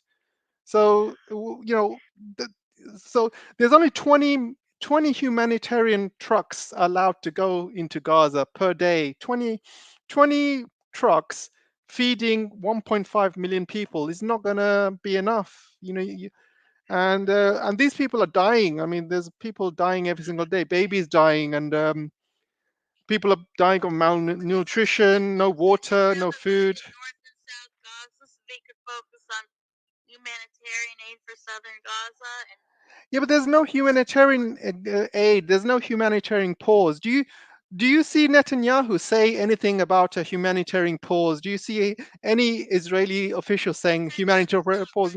They said there's no humanitarian pause. There's no ceasefire. So they're only allowing 20 humanitarian trucks to go in per day, which is not enough for 1.5 million people. So, so the fact is there is a genocide going on, and you can't believe what the IDF are saying, because every day you see images of people dying, babies dying, women dying, and these why would they lie about that? They got that far. they lie about a lot of things. I mean, the So today they to, said our military has successfully bulldozed through the middle of Gaza to separate the north from the south, and we have siege North Gaza, and we are now going to smoke out Hamas from the tunnels. Why would they lie about that? Are they posturing? no, they have done that. I'm not saying they haven't done that, because I think they have split Gaza. But we're talking about the humanitarian crisis here. There's still people in northern Gaza. Yeah, that's the Yeah, problem. there's But still people living in northern Gaza. There's still people being bombed in southern Gaza. You know, this is a concentration camp. These people that gone to southern Gaza, they got nowhere to go. There's no houses. There's no toilets. There's no water. There's no food. So not everyone is going to southern Gaza. You know, there's a lot of people who are still stuck in the north of Gaza. I mean, this is well, hopefully they get out. how can they get out? Because you just said that the IDF has basically blocked northern Gaza to southern Gaza, and there's videos and images of ordinary civilians being shot at if they go near the borders or the part in the middle. And if any civilians try to cross that part, they get killed. That's Hamas shooting them, dressed up as IDF. Oh, come on, Hamas is shooting. Oh, don't give me these stories. I mean, this is what Israelis do. They just they make up these stories when when they shoot these civilians, when they bomb hospitals, when they bomb schools, they just come up with an excuse. Oh, it's Hamas that's doing it. I mean, can you just stop coming up with these ridiculous stories? Anyway, I've said what I wanted to say. So I've been speaking for 2 hours as well. So I don't want to be speaking another hour or so with you. I think that's good news that they've successfully split north and south, so they could focus on the north, and things could calm down in the south, and they could rid the world of the evil Hamas, and hopefully the world will be a better place without them. So what about ridding the world of the evil Zionists? I mean, The evil Zionists are these gone. evil Zionists are genociding the Palestinians. I mean, what about the They're not 1.5 doing million that people? because they What about the 1.5 million people who have been displaced, who've got no food, no water, no electricity? Babies are dying because incubators are being shut down. So we're talking about complete genocide here. This is a Zionist. This is a Zionist project of killing ordinary civilians and people. And you're um, from the and UK. you cannot, yeah, I am, but you cannot get rid of Hamas, for every family that the IDF destroy, one Hamas member will rise up. Because imagine a family, and if these are kids who have been growing up with their families being killed and their sons and daughters being killed, they will have no choice but to join Hamas and rise up against Israel. This is, unless they kill the whole population, these Hamas members will It always be doesn't around. happen. The Well, the Jews didn't yeah, rise but up you in can't kill the whole population and think this is an easy way to get rid of terrorism. I mean, the only country that's actually dealt with terrorism in the right way is China. I mean, do you see China bombing terrorists and killing the whole population in Xinjiang, for China is a example? communist country. Sorry? China has concentration camps to keep their Muslim population in It's check. not concentration camps, but do you see them blowing up every single Uyghur like Israelis are doing? Do you see them blowing up and killing the whole families and dropping bombs on their heads? Do you see China doing that? Camps in China. Sorry?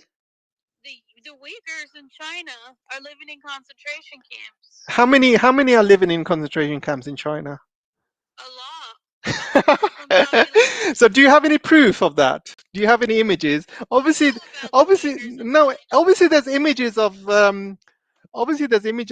Palestinians being killed and genocided. Do you see any images of these Uyghurs in concentration camps? 5 million Iraqis that Yeah, but you don't see any images of these Uyghurs in China because there are none.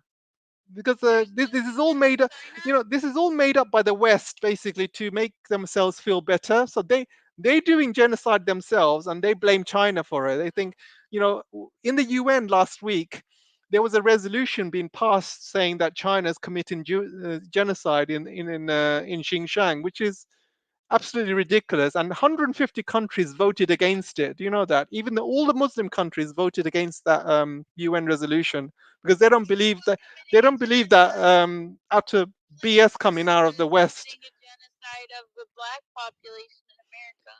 Sorry, who?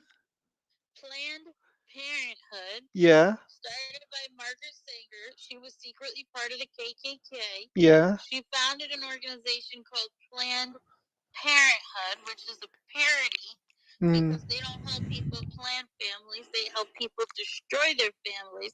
And they've strategically placed clinic in every minority community ethnic minority community in America, and encourage and put themselves in the education curriculum in high schools, and they teach black women, if you spread your legs before you get married, don't worry, we could abort your baby. And the black community in America has dropped from 13% to 12% in one generation. So Planned Parenthood is committing a genocide on the black population in America via elective abortion. Yeah, I mean, I agree with you there, and I think there has been a genocide against the black population for a long time. For example, I can go back And to they do it of their own volition. yeah, I can go back to the time when America was fighting Nicaragua. I mean, during the Nicaraguan war, where they were basically funding the Contras, and they were basically funding that war by selling drugs in the black population in the United States.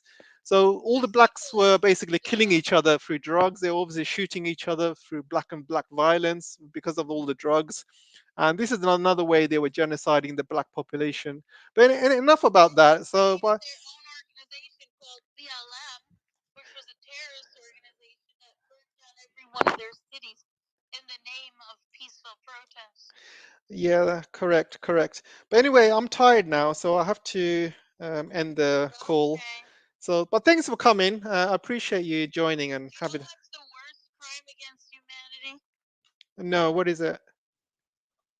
In Africa, and the tribes, they still do it today. They cut the clits off of little girls so they could never feel sexual pleasure their whole life. Okay. I mean, yeah, I know that happens. But I would sooner somebody kill me or blow me to smithereens than cut off my clit. okay. That's barbaric. Okay, that's a bit too much information for me, but Nobody cares about the poor girls in Africa who are subject to this okay. ritual as a rite of practice into their culture of adulthood. Yeah, no, I agree with you. I agree with you. I think every woman deserves pleasure at some point in their lives, but I have to go I now. have a friend who is a labor and delivery nurse, and she said it was brutal to watch these women give birth. It really complicated things. Yeah, no, I believe you. I believe you. But yeah, thanks for joining. I do not care about religion and religion. Are you gonna let me go or what? Why do we not care about FGM when we care about politics? Yeah. Anyway, it was nice talking to you. I really have to go now. I think we're just going on a different tangent. But thanks for coming and giving me your views and stuff. So I appreciate it.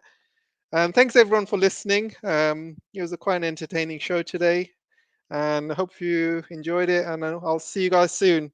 And take care. Bye.